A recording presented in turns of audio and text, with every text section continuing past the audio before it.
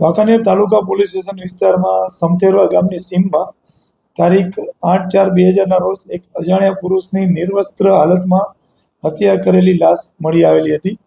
આ લાશ ઉપરથી ત્યાં વાંકાનેર પોલીસ સ્ટેશનમાં ગુનો દાખલ થયેલો હતો અને આ ખૂનની કલમ સહિતનો ગુનો દાખલ થયા બાદ આપણા બોર્ડર રેન્જના આઈજીપી શ્રી ચિરાગ કોરડિયા સાહેબ તથા મોરબી પોલીસ અધિક્ષક શ્રી મુકેશ પટેલ સાહેબની સૂચના અનુસાર અને તેમના માર્ગદર્શન અનુસાર એસપી જાડેજા જે એલસીબી પીઆઈ ક્રાઇમ બ્રાન્ચ છે તેમને આ અંગે આ ગુનો ડિટેક્ટ કરવા અંગેની કામગીરી સોંપવામાં આવેલ હતી. આ કામગીરીના માર્ગદર્શન મળ્યા બાદ તેમણે તાત્કાલિક એલસીબી પેરોલ ફરલોના સ્કોડના અધિકારી તેમજ અલગ અલગ કર્મચારીઓની અલગ અલગ ટીમ બનાવેલ હતી. આ ટીમ અલગ અલગ કામ કરતી હતી, જેમાં કે સીસીટીવી કેમેરા ચેક કરવા, બનાવ સ્થળની વિઝિટ લઈ અને આસપાસના માહોલથી માહિતગાર થવું, શંકાસ્પદ વાહનોની અને ઇસમોની અવરજવર બાબતેની બાતમી મેળવવી, તેમજ આ ઇલેક્ટ્રોનિક સર્વેલન્સ કરવું અને મોબાઈલ ફોન ઉપર પણ આ અંગે માહિતી મેળવવી. જે દરમિયાનમાં ખાનગી બાતમી રાહે એસપી જાડેજા સાહેબ અને તેમના કર્મચારીઓને એક બાતમી મળી કે આ અંગે જે શકદારો છે એના નામ આ હોઈ શકે છે અને માણસોએ મર્ડર કરેલું હોવાનું જણાય છે.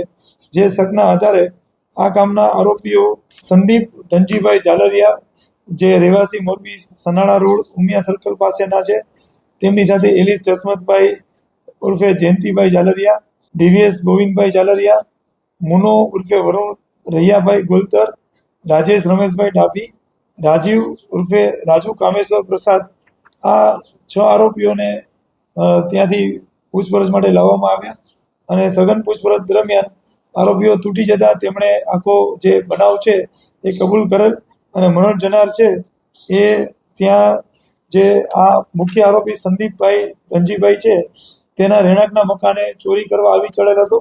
તેના ખિસ્સામાંથી હોન્ડા અને એક્ટિવાની ચાવી મળી આવેલ, જેથી ત્યારબાદ પોતાના ડ્રાઈવરની મદદથી આ સંદીપભાઈ એને માથક પાસે આવેલ પોતાના સોલાર ફાર્મે લઈ ગયેલા હતા અને ત્યાં પ્લાસ્ટિકના પીવીસીના પાઇપ અને જે ફર્નિચર કામ ચાલી રહ્યું તેની પીવીસીની પટ્ટીથી આ ઈસમને ઢોરમાર મારેલ હતો અને ઢોરમાર માર્યા બાદ આ માણસ છે એ બેહોશ જેવી હાલતમાં હોય તેને લઈ અને ત્યાંથી સમથેરવા ગામની સીમમાં અવાવરું જાડી ઝાકરાવાળો વિસ્તાર છે ત્યાં એને મૂકી આવેલ હતા.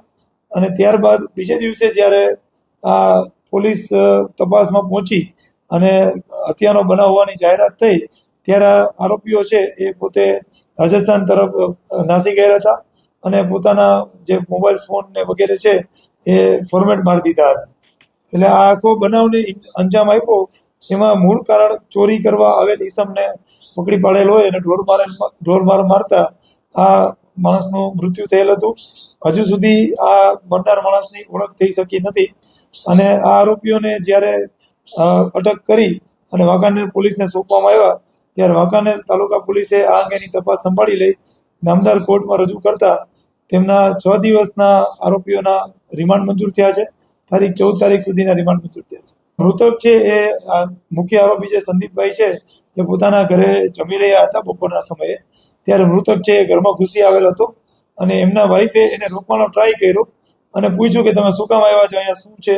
તો હું ચપ્પલ લેવા આવ્યો છું એવો જવાબ દેતા આ લોકોને શંકા ગઈ કે આપણા ઘરમાં આ ક્યાંથી આવ્યો.